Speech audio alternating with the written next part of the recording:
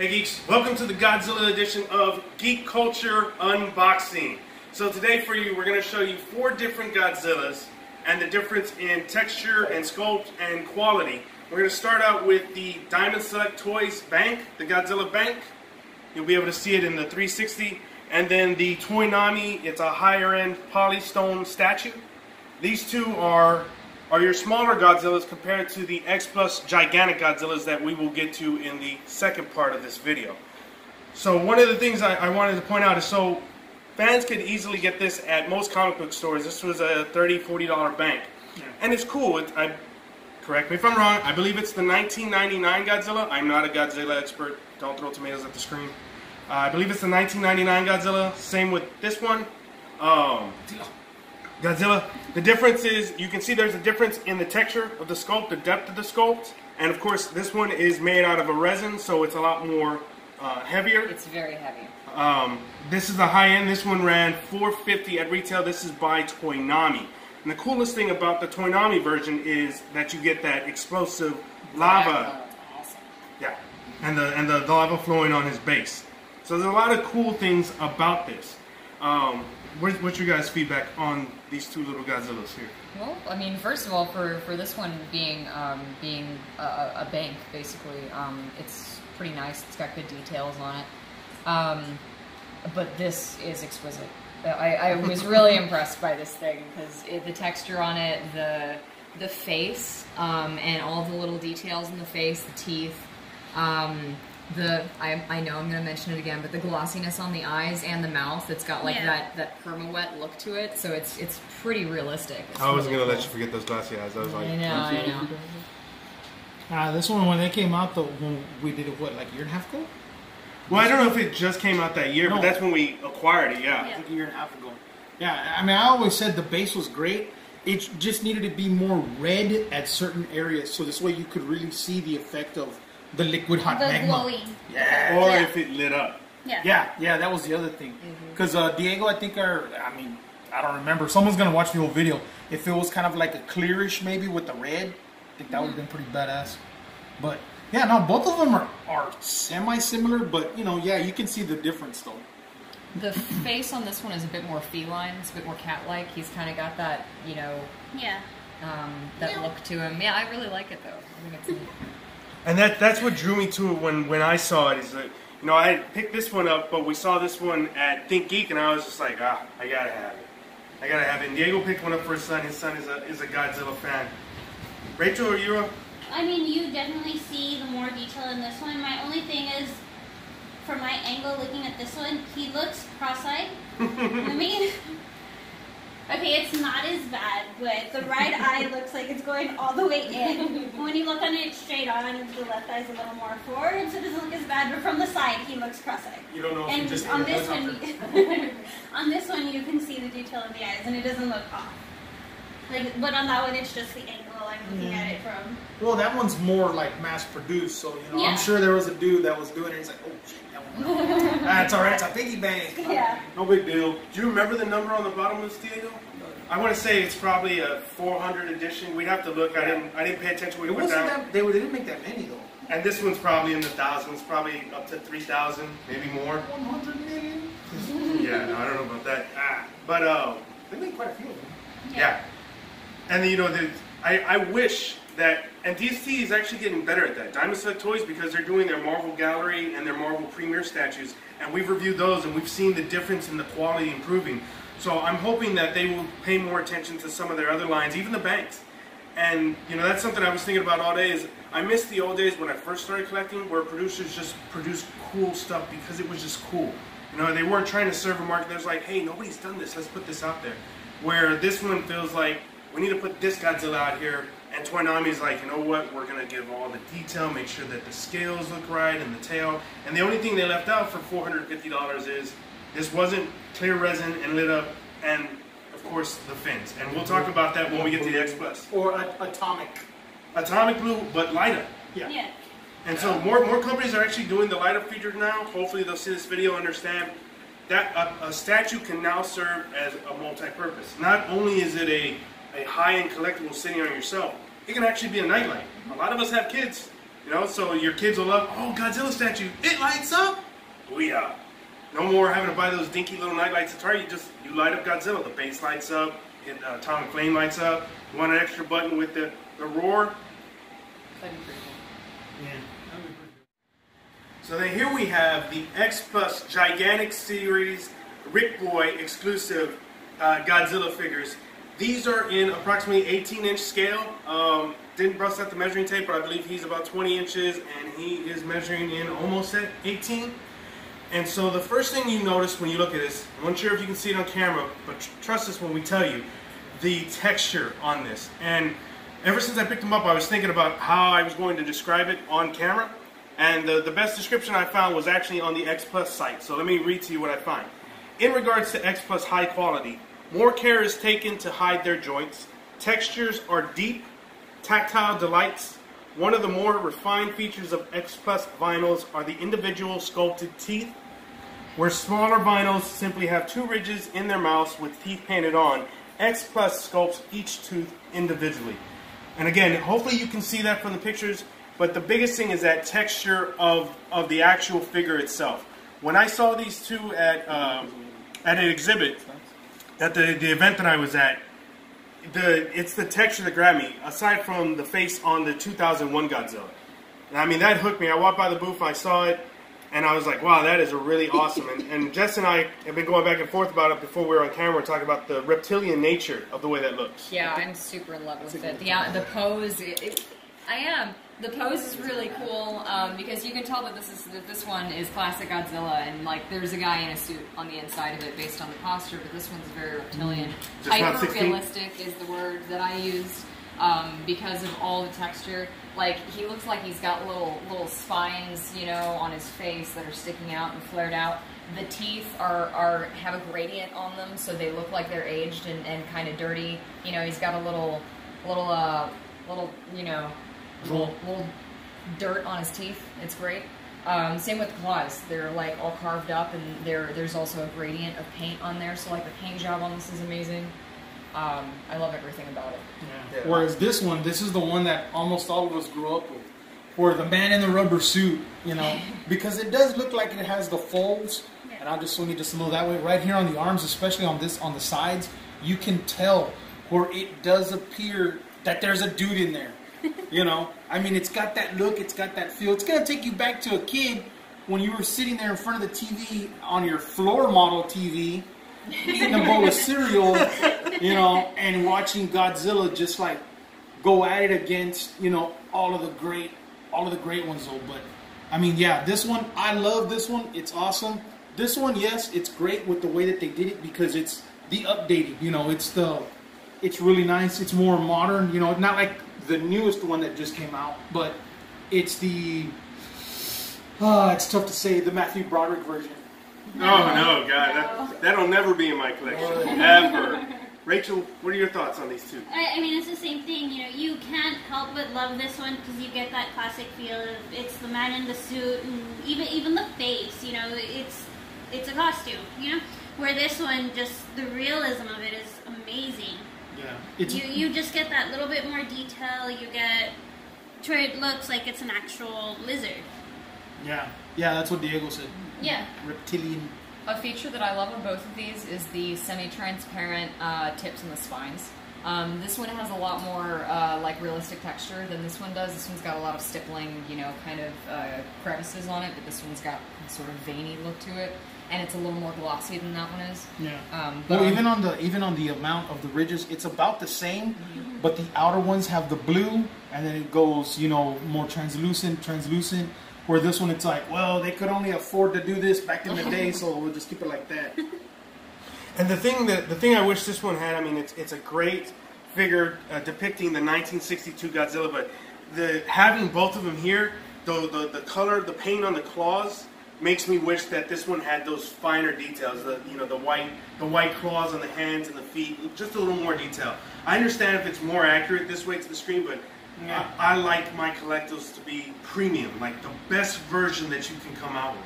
Well, you know, it's one of those things where everybody always says, send it to a customizer. They'll go ahead and do it up right. You know, who knows? There probably is somebody that's working on it to make this look like unbelievable. But Add all those little details. yeah, to add all that stuff. But I mean, for me and for most of the people out there, they're all like, no, keep it that way. Yeah. You know. But yeah, you're right. There's some people where it's all like, how badass would it look? And you know, I'm sure somebody's already done it and it's out there. Yeah.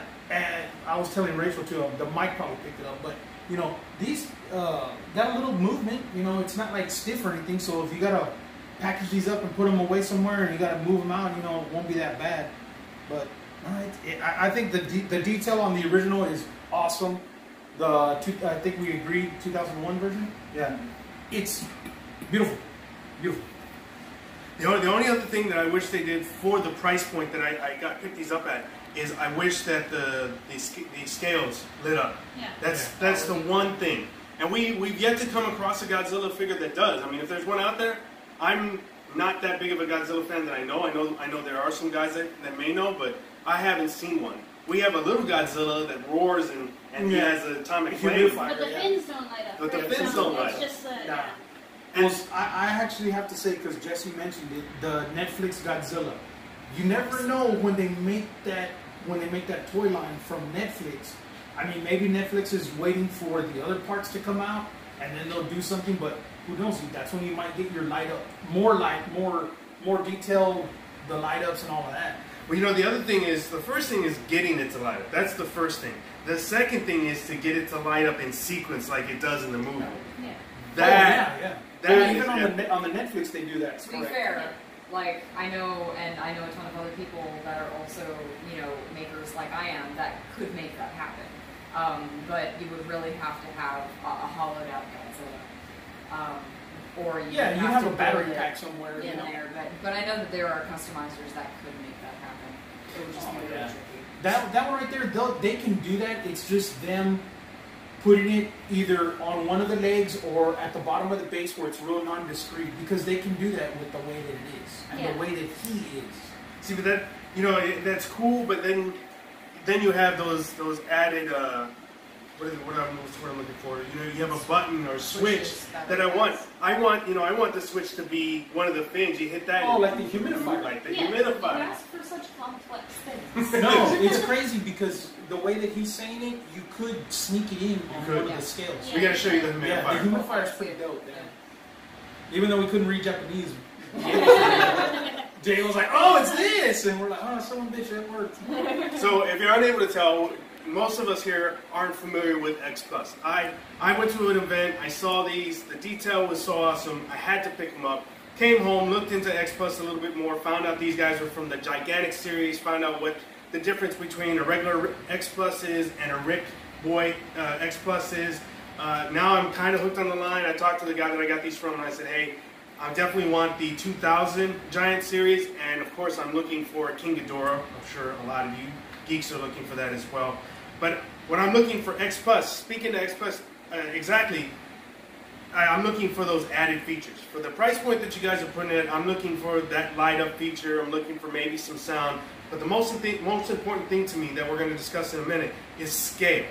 Now, for me as a collector, this is the scale I like to collect. I know other people may not have the room, or they don't want to pay the high price for the bigger figure. They want the 12-inch figure, but for me, the 18-inch scale, that's the scale I want. And so hopefully if you guys do King Ghidorah, it'll be just this big, massive, yeah.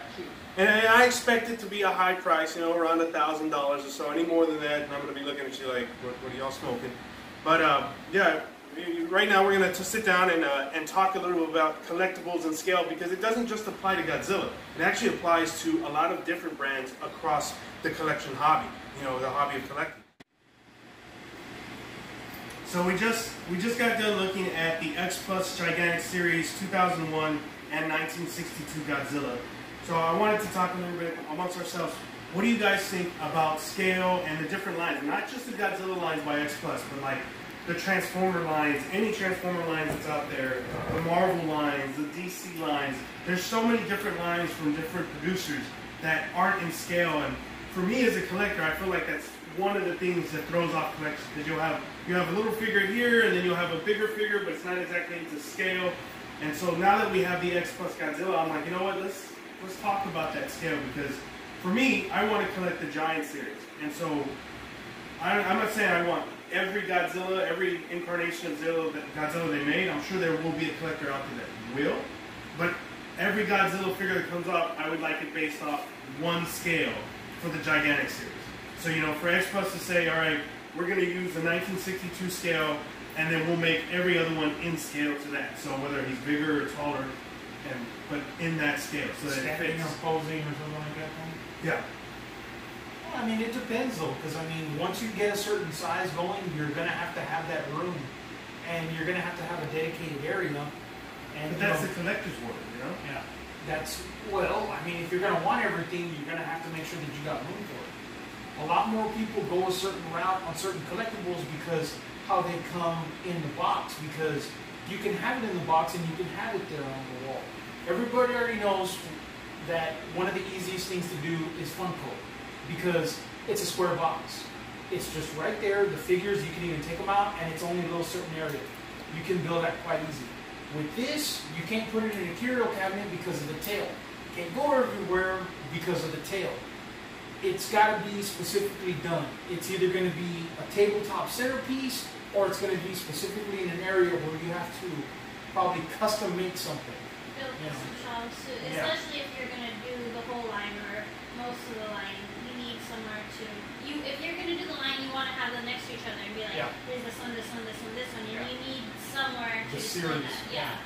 Because, I mean, the next thing that comes out, if they do the Mecha Godzilla, that's going to be standing more straight up. It's not going to be like in an action pose. You get Mothra, you get Gamora, you get Rodan, all of those guys. They're going to be in different things. You don't want them all just looking the same. So that's what's going to run into some people's trouble as far as for scale. Well, you know, exactly. Like with Mothra and King Ghidorah, the wingspans is what really messes up. It's not so much the figure, it's the wingspan. But who knows if they're gonna do a highly detailed, you know, on the wings to where on Mothra, you're gonna want to show that off. You can't put him in the back and then just see the head and be like, oh look, there's Mothra. No, you're gonna want to see all the detail in it, because who knows what they're gonna do too. If it's gonna have a certain shimmer or look, or it looks like, you know, translucent in a way, you want everybody to see that. You know, that's gonna be one of the things, and it's gonna run people problems. But if you have to have them all sitting there, it's gonna look on shelves off the wall. Yeah, it's gonna look kind of weird. But scale-wise, this is a great scale, but it's displayed. That's the thing. That's where everybody runs into problems. It's this is great sitting here on the table. Yeah. You have a 360 view of it, but that's not ideal in most collectors. In most collections. Yeah, I agree. Because you get the next one, whatever it is, and then it's like, well, shit, it's just as big as this one. Where was I going to put it? And then what? You're going to have tables everywhere, you know? That's one thing, though. You're just going to be, like, buying the end tables. Well, we'll get to that in just a minute. Jess, did you have something to say? Like you... I mean, the price point is also something to bring up because, you know, like, I'd love to have this figure, but I know I wouldn't be able to afford it. Yeah. And then, you know, if I scraped and saved and was finally able to buy one of these, it would be a one-time thing. Like, I would not be able to purchase multiple of these. Just let the line. Right, exactly. Yeah. But that's just, I mean, that's just me. But then you're going to run into the problem. Once you scrape the money together, you're like, okay, look, I'm going to eat the ramen for 2 weeks, and then I'm going to buy it. But then the site doesn't have it, but you can get it on the secondary market. And then it's more. Yeah. Then it's $200 more. And so, Another 3 weeks of ramen. yeah.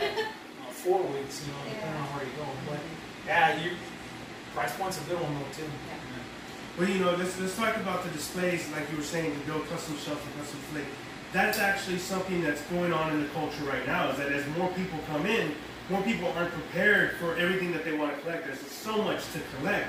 Yeah. But then some producers are getting really extravagant with the poses and the detail, the Ghost Rider in the back. You know, that doesn't fit on just the bases. That doesn't just fit on a regular shelf. It doesn't fit flat against the wall. You have to have space to walk, and whether you put it high or low. So that's a new facet to collecting that it's making it interesting. It's also making it more expensive, as you guys are saying. Because if you're already paying $500 for a figure, and then you gotta go buy a $100 display, yeah, it gets pricey. Or have one custom made, which costs Even more. On top of that, the base. Yeah. And the base. Yeah. Well, see, that's the beautiful thing about this is the Yeah, base. he has a pink base. Yeah, but You have what the makes tail. it difficult is the tail is what throws it all Yeah. off. I know because you're talking about where to display it. So I have a curio at home. I've got my entertainment center that has a big 32-inch figure. I've got my pedestals. I don't really have somewhere to display this guy. So him and the 1962 are actually sitting in the garage, unfortunately. And every now and then I'll bring them up and I'll put them on my dinner table, which you would say it's a table piece. And so I'm able to look at both of them, and they display well, but that's not ideally where I want. Yeah. So. Well, and when it's not on display, what are you gonna do with it? Yeah, because it's like you're there and you're like, down the macaroni. You won't go to the table. Can I get a roll? Put the roll in his mouth. Yeah, I was just gonna say the same thing. Share with Godzilla. Sure, that's it. So, let's talk about like other lines. So there's that one too. The XM Ghost Rider. Again, we brought up Marvel in the beginning. Yeah. Great piece, gigantic place. It's an amazing display. Anybody's collection, you're like, wow, that's a big piece. I like XM. I'm actually waiting for them to do a Lobo on bike. I'm waiting for them to do a Logan on bike. Who else was there on bike? Yeah, Logan. Yeah, having Logan with his claws down like he was in the. Yeah. Oh yeah. Okay. Oh yeah. And then Lobo. I kind of want him to have like he's just sitting on his chopper like that. But if that's too similar to that, then maybe like he's roaring up or something, like the dread piece that we have. Yeah. That would be cool. The piece, yeah. On the Lobo, see, you're gonna run into people that say like, "Wow, you should do the original Lobo where you had the funky multicolor," but then you're gonna want the biker, the aggressive biker. Yeah, the newer one, because on that one, the whole chopper style with that motorcycle, it's gonna make the motorcycle on this look okay. You're gonna go like, man, the Ghost Rider motorcycle, that's alright. Did you see the Lobo? Oh my god, See? But that's the thing though, it's a big difference, But if he wouldn't be the same because Lobo's never had the chains. He would either be there with both hands on the thing, but somebody's gonna say you should have him doing this or that, or Well, would he have a low handlebar, or would he have one of those? I think it was 8 hangers he had for a little while, and it went a little bit lower. I want to say, but I want to say that he might have had like the 8 hangers. And so back, to include that in the one we're talking about scale, but they all have to be in that scale. Like if Lobo comes out smaller, it diminishes the character. You're like, why is it would look weird. It would look weird. Yeah. Especially Lobo's a bigger character anyway. Yeah. So that's what I'm saying. Scale is important. Continuity in your lines as a producer. Well, it's gonna okay. Now you're not gonna have a flaming base. No, that was Lobo. So it's not gonna have to be as wide. So you'll shrink that a little bit. Now, as far as for I guess length, yeah, it'd probably be about the same. Because the same conversation applies to the other collecting line that's huge amongst producers nowadays, which is the Throne series. People are doing characters in Throne. You've got Magneto on Throne. There's a custom of Galactus and Throne coming out. There's Conan on Throne. Doom on Throne. Starscream on Throne. And so the thing is, everybody's sitting on the throne. I did not know that. we need to get Hulk on the Porcelain Throne. Or the exploding base. Oh god. But yeah, everybody's coming out with it though. But the funny thing is, a lot of them, they're basing it off of the Thanos from Sideshow, and they're saying, okay, let's put more and less on the price point, which is crippling on some things because it's just all like, I'd rather have that custom piece than pay almost $1,200 more from a name, And it's just, you see the detail that they put in it because they take almost over a year. You see the works in progress and everything, and it's just like amazing. Because of the fact that they're able to say like, well, we got all the dimensions and everything, so yeah, we'll take our time with it because we know that we're going to produce a product superior that was basically mass produced. Well, the big thing that the mass producers run into? The licensor. Dude, I've talked to producers and they'll do it their way, the way that we would like it. Mm-hmm. They send it off for approval, and the producer's like, no, I don't like it, change this. That's what the mass producers run into. But the customizers, they don't have to. They're making 60 statues. I don't need to ask Marvel, here, I'm going to make it like this. And we're like, that's it. That's it. The one I want. Yeah, but then that's why they use the images that a lot of people are used to where you were saying the Galactus on Throne, and I want to say it's the one from, what's that guy? Not Icebreaker. It's Lionheart. Oh, it's a Zion art. Yeah. Okay, yeah, that one. That's the Galactus on throne. Yes. Yes. Okay, now that one, it's Galactus. He's on the throne and his hand is out. And I think there's two different versions. One where Galactus has both hands, and here comes Silver Surfer. And then there's another one where Galactus has his hand out, and Silver Surfer's in his hand with his surfboard next to him. That's what people want. They want something totally different. But the thing is, though, on that one, you're looking at $1,100. Yes. As opposed to the Thanos, where that one was $18. No, it was 1,200. It was 1,200 when it first came out. Yeah. Oh, now in the secondary market. Yeah, that's what I'm saying. Secondary market, that's what you're gonna pay. With this guy, I mean, it's freaking huge because I want to say it's like maybe 5 inches bigger. Well, see, and that I'd like to get that Xeno art, the Zion art, Zion art Galactus all thrown in, because I have the sideshow Galactus, and I'd love to put that side by side to see, is it that Galactus just sitting down on the throne? Because if it is, that's scale. No, it's bigger? It's not. It's freaking huge. Well, I mean, I've been paying attention, but I mean, I haven't gotten the measurements of how tall he is. I think they put that on a while ago. Did they? Yeah, I gotta look at that. So, but that's what we're looking at, because that's how I would display it. I would display the Galactus, and then I would have him on throne. And if you can, your eyes pick up on the subtle details, even if your mind doesn't. If you pick up on it, it's like, wait, the scale looks off. That's why we're having this conversation. Hopefully, some of the producers out there will watch and be like, and the biggest thing, that's why I brought up Transformers. That's the biggest thing, like with the Masterpiece line and some of the third-party lines and even some of the statues, the scale is just all over the place. And what I'd like to see is, again, you pick one character. If you're going to build Unicron, if you're going to build Devastator, if you're going to build Fortress Maximus, be like, okay. Omega Supreme. We're going to make him this big, and all other Transformers have to be in scale to go with him, like you were saying with Silver Surfer in the palm for Galactus. That's what I want to see happen in the industry. Well, that's where you're going to run into problems, because Omega Supreme is your biggest Transformer, and then it goes down beyond that. Because it's Omega, Unicron, sorry. Is that why you're saying that? Okay. So Unicron's a planet, right?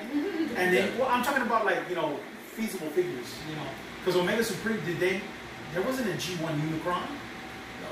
See, that was the movie. That's what I'm talking about. It was Omega Supreme. I mean, Omega Supreme was your biggest Transformer that you could buy. And then Fortress Maximus, and then Devastator was a little bit smaller because that was the combiners. And then you had the combiner line, and then you had your regular. So it went in scale what it was supposed to.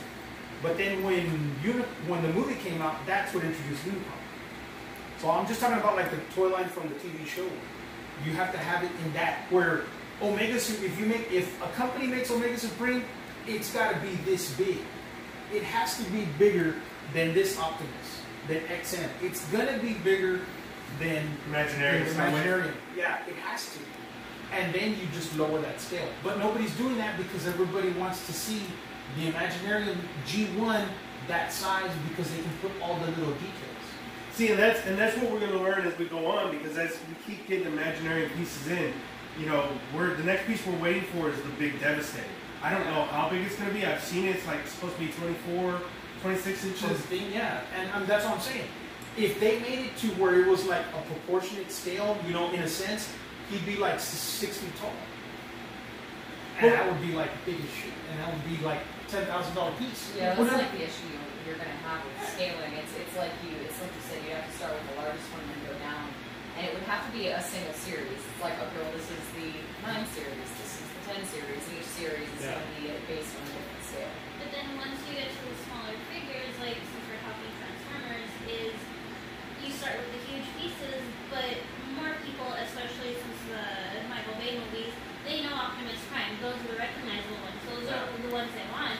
But if you're sticking to scale and have one this big and Optimus Prime is this big, like, okay, it's in scale, but this is the one everybody wants. Right. They don't want this small thing. Right.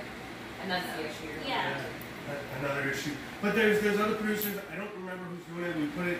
I thought we posted the picture on Instagram where that new big Optimus Prime is coming out. You saw the black and white picture? Yeah. Yeah, I mean, that's huge. I mean, I don't expect them to make Transformers, Devastator. Devastator would be the size of this room. Yeah, it'd be the size of this room. I don't expect that, but that's for the people that really want that Optimus Prime. What I'm looking for is for the big component of fans that want a line that's in scale. Now, for the other fans, they're like, well, I just want Optimus in a big scale. Or I want there's producers like that. But so you're talking about really targeting the big collectors that are going to buy the whole series, the completest. And all it takes is one. If you do one right. And the other thing that we're looking for with that scale is all the bells and whistles, like we're talking about with Godzilla. Great scale. I want the fins to light up. I'd love to have the sound. I mean, that's it. That's an amazing collectible. For $500, that's worth it. Well, that's where you get those custom statue builders when they put it out there. They'll put the cover photo, example, they put the cover photo of Lobo, and they put, would you be interested in this piece, or should I go with this part, and where it's a different style logo? Because of the fact that they'll listen, and it's like, well, this old school Lobo got way more hits. So let's go ahead and say we're going to do the old school one instead of the newer one. And that's why you're able to get the ones where, yes, if you didn't say nothing and you're like, I wish you would have made the newer one, did you vote or did you comment? No, well, shut up. You know, it's your fault, because if you don't say nothing, you'll just sit there, you know. And don't start beating on it when it comes out and it's just all like, that looks like trash. Did you vote on it? No, shut up, you're blocked, you're muted or whatever, you know. It's just bad. But that's why those guys will do all the different ones, and then people, they run out. And you see, and I don't want to get too into that because we're getting too far on scale, but you know, I've seen that in the culture with some of the producers that are opening up their doors and listening to feedback from fans. Fans are doing that. Hey, do this and add this. It's like, whoa, whoa, whoa, whoa. You know, the producer can put out there and be like, okay, what would you like to see us tweak on this, and that's it. But I mean, fans start asking for all kinds of stuff. Oh, I remember to include this and add this. It's like so it's a balance. There's a balance, you know, where producers can look for feedback, but you know, there's a certain point where it's just like, okay, we're done. Yeah, that's why you give them just like the choices. Should he have the blue uniform or the red uniform? You know, if they did that, that'd be great, because they could always say, well, it was pretty evenly matched. Would you pay $10 more for the exclusive variant blue version, or would you pay just the normal price for the red version? That they can always do that. You know? So are there any other series or lines in that you wish were in scale before we wrap up? Is there anything that you guys collect? You know, like with Snoopy, would you like to see a Snoopy line where, you know, then you got the doghouse, you got Snoopy, you got Woodstock, you got the Peanuts? I mean, most of the time when you get the line, you get the core characters, and for the most part, they're in scale to each other. Other than that, the one line that I really loved, and I started collecting it, this was like 15 years ago, and it was from DC Direct. So you got the figures that were supposed to be.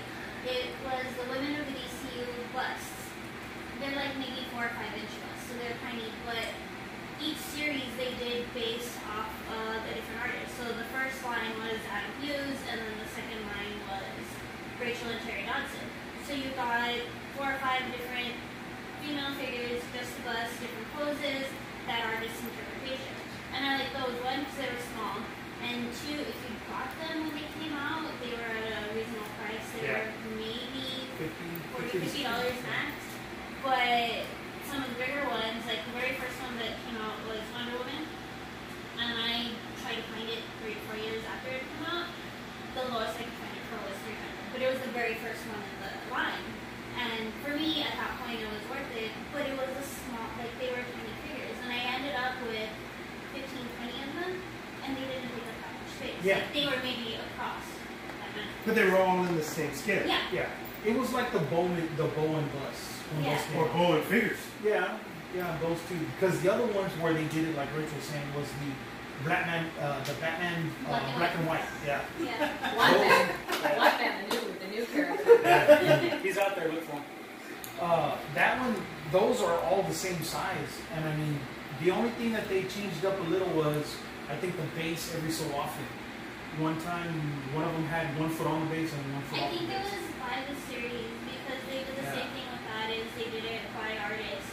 But too, with these 2 particular lines, these are directly from DC. These are DC producing them, they have complete control over it, and they're taking the art directly from whatever comics they're putting out at that time, from the artists they have under contract. Yeah. So already got those kinds of pieces. Where when you get into like some licensing and third-party producers or even customizers, it's then people do their own interpretation. Where what you get from DC was, this is what's in the comics, this is what we're getting. Yeah, it's straight from the page. Yeah.